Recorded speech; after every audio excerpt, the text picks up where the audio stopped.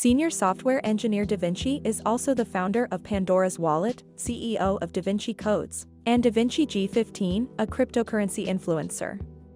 Renowned for running the Davinci G15 YouTube channel, which he first used to discuss investments like gold and silver. His predictions on cryptocurrency-related issues are now well known and lauded. He explained the potential of Bitcoin to his audience in 2011 and encouraged them to purchase it when it was only worth $1. Investors were also forewarned by Davinci not to retain Bitcoins through the Tokyo-based exchange Mount Gox. Additionally, he is a member of the Crypto team, where he offers technical research of the cryptocurrency market. He received the 2019 Davos World Economic Forum's Best Influencer Award. In this video, Davinci discusses the demise of the dollar and how Bitcoin came to the rescue during the week's sequence of crashes. Additionally, he offers fresh Bitcoin forecasts. Let's start watching the video where Davinci talks about possible falls and bank runs. They don't have enough capital to survive a full bank run. However, the Federal Reserve does. Sure. Because they just print as much money as they want. And so, effectively, you've seen the SVB get bailed out, effectively, by the Federal Reserve by insuring all their bad debts, all the bad assets, basically. Depositors are insured now? Exactly, they're all covered, everybody's covered, and all the other banks are covered as well. This is why all the banks went 80% on Monday and 80% down on Monday and 60% up. So we're good. Next day. We're good then. We're good then, Davinci. We don't have to worry about a banking crisis because they're just going to get bailed out. We don't have to worry. Is that true? Well, there is another crisis coming. Another huge crisis is confidence in the dollar. If you continue to print money, the confidence in the dollar is going to erode. So this continuation of this will eventually go, okay, you're just bailing out the banks, they can do whatever they want. Effectively, remember in our last conversation, banks just have to realize that there is no limit on how much they can create, money they can create. And so they can loan somebody $1 trillion, $2 trillion if you like. There's no stopping them except policy. You told me offline that you think that this year could be the start of a big banking crisis. Can you expand on that for us? Yes, I believe that it's going to could end our financial system in one foul swoop as confidence gets eroded with the dollar. Because if you continue to bail out the banks nonstop, they are going to use this to their advantage. How many CEOs are looking at this and going, if I just make this problem even bigger, they're gonna take care of me and my family for the rest of my life. Back in the 1900s or earlier days before the Federal Reserve, banks were getting worried because more and more people were not leaving money in the bank. In fact, there was no need because the money was increasing in value as we innovate. As we innovate, we make things cheaper, and so the money stock gets more valuable. So why risk your money in a bank which has to lend it out? At the time, they were lending out actual depositors' money and taking a risk, right? You're getting a percentage interest rate, of course, for depositing with the bank, but that was a significant risk to you. So why take that risk if you can gain a percentage rate, as it's not actually a number of coins, your currency is increasing, but the value is increasing by 2-3% at a time.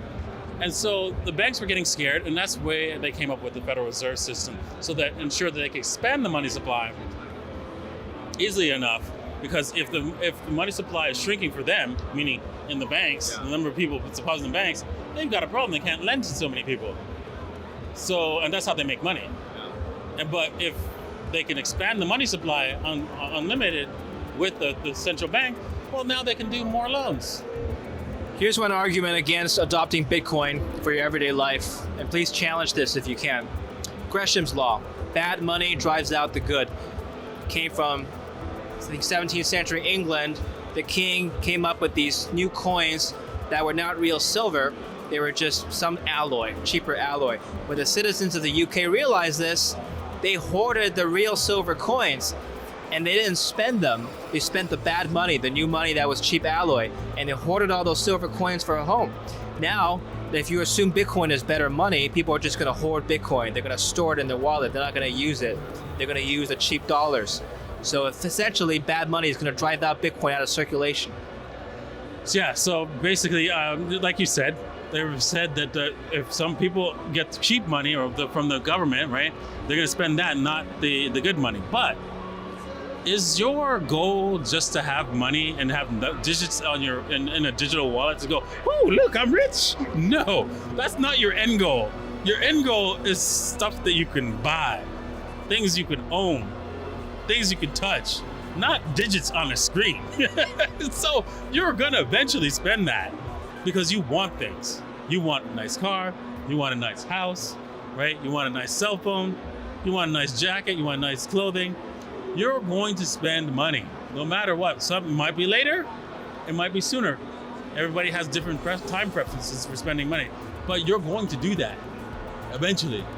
And if you don't, well, you're gonna be die poor whilst you're super rich. That's just dumb. Davinci, when we spoke a few months ago, you gave me a forecast, $100,000 Bitcoin by 2024 after the happening event.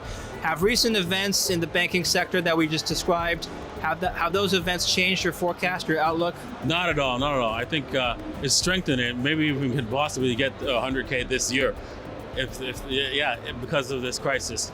I think a lot of confidence will be lost in the dollar, and man, that is going to be a scary ride. Now, it's not the end of the world. People are thinking, oh man, if the dollar collapses, that's it. Everybody's gonna die. No. All the buildings are still gonna be here. All the services and stuff like that are still gonna be here. All the restaurants, everything's still gonna be here. The only thing that's missing is the money. It's like having little problems, but that's okay. The world doesn't come to an end because we're having problems with money. The big problem we have, Davinci, is inflation. How do we hedge against inflation? What is, in your opinion, the best inflation hedge? Well, the best inflation hedge, it depends on your time horizon, right? So if you're only looking to solve the inflation problem with a short-term time frame like 6 months to a year, you're probably better off with maybe gold. But even then, right, you might lose a few percentage if you need to cash it out. So I would suggest people find an asset that's best for them, and I think it's just leave it in cash, especially if you know you have this debt to pay. So if you're saying, okay, well, in 6 months I've got to pay my rent, and it's fixed, your rent's fixed. You've got to pay these debts, these mortgage payments, whatever it is. If it's the debt denominated in dollars, that is the money that you should be holding, because you have those debts coming due in the future, and they're denominated in dollars, and they can't be changed. As long as they can't be changed, that's fine. Now, if it does change, I think Bitcoin would probably be even better if things get really out of whack and you have to save. If you're saving for a longer term, if you're saving for a long term, over 5 years, Bitcoin's the best thing to own over gold. Tell us about the future of blockchain. It's the theme of your panel. The future of blockchain was about, do I see blockchain's future becoming a part of everyday life? And with corporations getting involved with blockchain, saying, hey, you know what, we're gonna save so much money with blockchain by organizing our logistical systems and so forth, right? And I'm like, what are you smoking? What? You can't do that unless you have proof of work, right? Without proof of work, the blockchain is just, I'm calculating a set of block of data and chaining them together. And if you don't chain them with the proof of work, well, any computer system could rewrite the whole chain right away, instantly, and change whatever data that was in there. And so that's what you're trying to prevent. And the only way to prevent that is with proof of work. So it takes too long and too much work to change the chain of data. And once you do that, once you introduce proof of work, it becomes super, super inefficient. VCs jump on this big blockchain bandwagon because it's a buzzword. They want to attach blockchain to everything. But like you just described, there's some inefficiencies. You shouldn't use blockchain for everything. Tell us about some of the things that people are using blockchain for that they really shouldn't. Well, they're using blockchain to, like, for example, for their logistics, right? As I mentioned before. And it's not really useful in that sense. It's not useful for, storing, like, for example, transactional data. Let's just say Bitforex wanted to go, we're going to use blockchain to store all the every single transaction that has occurred on this exchange. That's just dumb. Why? Because the data can be changed without a proof of work system, and a decentralized proof of work system as well.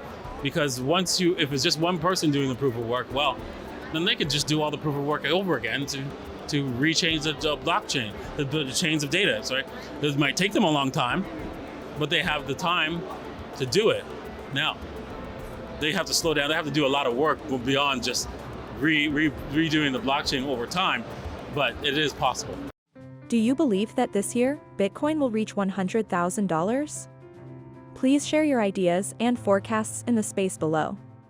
Don't forget to subscribe, press like, and enable notifications. Thank you for watching.